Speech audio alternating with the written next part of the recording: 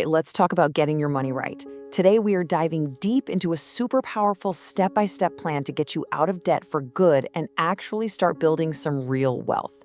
It's all based on the ideas in Dave Ramsey's The Total Money Makeover. So yeah, let's just get right into it. We're kicking things off with this quote because, honestly, it's the whole ball game. See, most money problems, they don't really start with your job or the economy. Nope, they start right between our own two ears, with our mindset, our habits, and, let's be real, our denial. It's a tough pill to swallow for sure, but realizing that, that's where you get your power back. And that leads us straight into Act 1 of this whole makeover. Before you can even think about changing your bank account, you gotta confront the person who's been swiping the card. It's all about looking in the mirror and getting honest about where you truly are right now. So this is the first big question you have to ask yourself. And you have to be brutally honest. Are you telling yourself those little white lies about your money? You know, the ones, oh, it's not that bad, or I'll figure it out next month. Are you doing that just to avoid feeling uncomfortable? This right here shows that dangerous gap between the stories we tell ourselves and what's actually happening. On one side, you have the excuses. Everyone has a car payment, it's normal. But the reality? That normal debt is a cage. It literally stops you from building wealth and makes you a slave to your own paycheck. And here's the bottom line for Act 1. Pretending the problem doesn't exist, that's not a plan. It's just denial. You can't fix something you refuse to look at. So seeing the full picture, even if it's kind of scary, isn't about admitting you failed. No way. It's the very first step you take toward actually winning.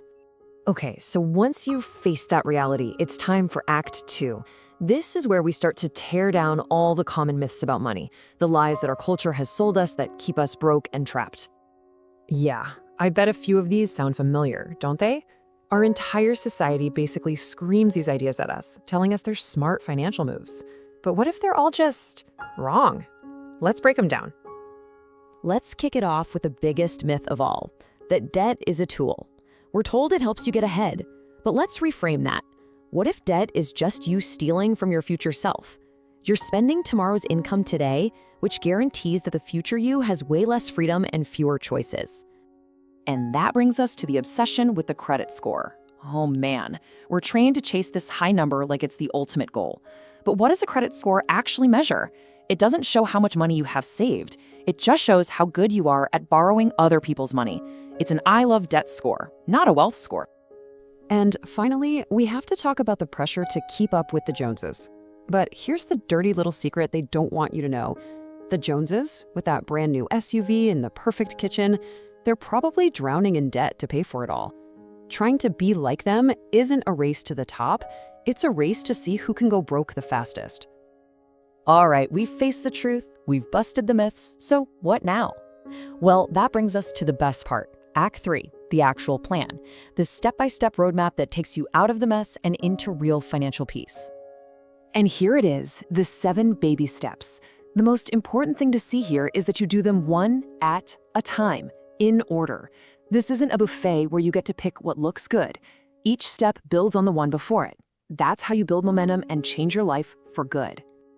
Now, every step is important, but let me tell you, baby step 2, that's where the magic really starts to happen. This is where you go to war with your debt. And the method we use isn't about some complicated spreadsheet. It's about psychology. It's designed to give you quick wins so you feel the momentum and stay motivated. And here's how that debt snowball works. It's so simple, it's brilliant. You list your debts, not by interest rate, but from the smallest balance to the largest. You throw every extra dollar you have at that smallest one until it's gone. Boom, that's a win.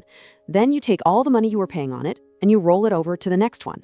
That little snowball starts rolling downhill, getting bigger and faster until it's an unstoppable avalanche. So once you're out of debt and you've got a big emergency fund saved up, the whole game changes. You stop playing defense and you start playing offense. You get to baby step 4 and this number becomes your new obsession. You start investing 15% of your household income for retirement. You're not just digging out of a hole anymore. Now, you're building a skyscraper. And you know, at the end of the day, this is what it's all really about. The goal isn't just to have a zero balance on your credit cards. It's to build a life where you are in control of your money, instead of your money controlling you. It's about getting to a place where money isn't a source of stress anymore, but a tool you can use to design the life you actually want to live. So we've laid it all out. We've looked at the problem, we've busted the myths, and we've walked through the plan. The only thing missing now is you.